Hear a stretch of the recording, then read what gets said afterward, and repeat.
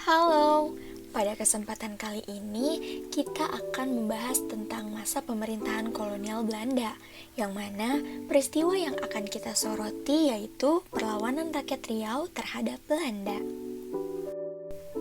Latar belakang terjadinya perlawanan di Riau ini tidak lain karena pada saat itu Kungsi Dagang Belanda yakni VOC sangat berambisi untuk melakukan monopoli perdagangan dan menguasai berbagai daerah di Nusantara, salah satunya adalah Riau. Strategi yang dilakukan VOC ini dengan melakukan politik divide et impera. Strategi politik divide et impera ini berhasil menanamkan pengaruhnya di Riau. Kerajaan-kerajaan kecil seperti Siak, Indragiri, Rokan, dan Kampar semakin terdesak oleh ambisi monopoli dan tindakan sewenang-wenang VOC. Oleh karena itu, beberapa kerajaan mulai melancarkan perlawanan. Salah satu contohnya adalah perlawanan rakyat Riau yang dilancarkan oleh Kerajaan Siak Sri Indrapura. Raja sekaligus pendiri kerajaan ini yaitu Sultan Abdul Jalil Rahmat Shah yang memimpin dari tahun 1723 hingga 1744. Sultan Abdul Jalil Rahmat Shah ini memimpin langsung proses perlawanan terhadap VOC.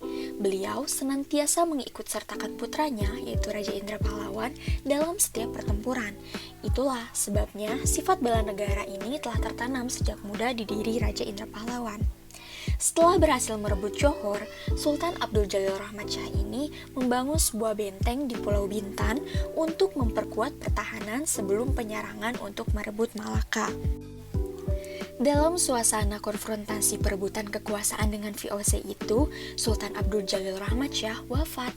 Maka diangkatlah putranya yang bernama Muhammad Abdul Jalil Muzaffar Shah yang memerintah pada 1746 hingga 1760. Ia juga memiliki naluri seperti ayahandanya yang ingin selalu memengarangi VOC di Malaka dan sebagai komandan perangnya adalah Raja Indra Pahlawan. Pada tahun 1751 berkobarlah perang melawan VOC. Sebagai strategi menghadapi serangan Raja Siak, VOC berusaha memutus jalur perdagangan menuju Siak. VOC memperkuat pertahanan dengan membangun benteng-benteng dan kapal-kapal dagang yang akan menuju Siak ditahan oleh VOC. Oleh karena itu, segera dipersiapkan kekuatan yang lebih besar untuk menyerang VOC. Sebagai pucuk pimpinan pasukan, dipercayakan kembali kepada Raja Indra dan Panglima Besar Teku Muhammad Ali.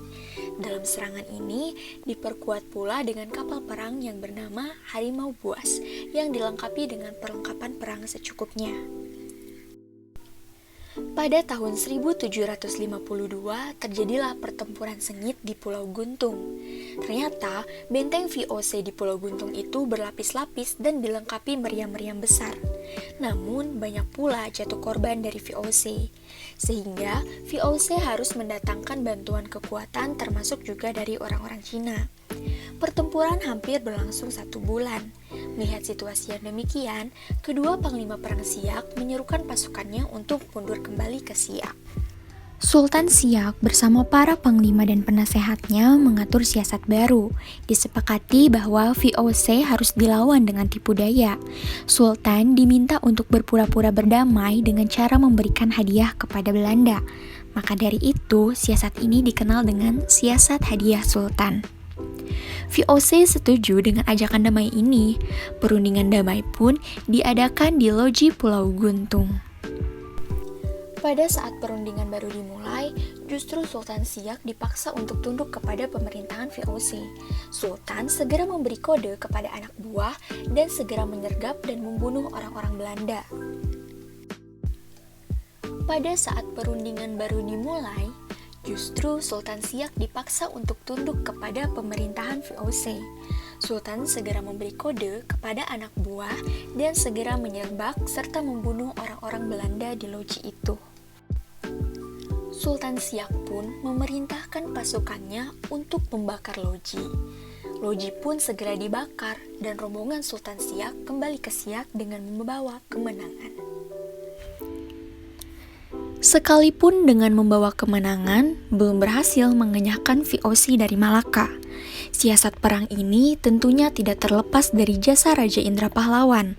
Oleh karena itu, atas jasanya, Raja Indra Pahlawan diangkat sebagai Panglima Besar Kesultanan Siak dengan gelar Panglima Perang Raja Indra Pahlawan Datuk 50. Sekian pembahasan tentang perlawanan rakyat Riau terhadap Belanda. Sampai jumpa.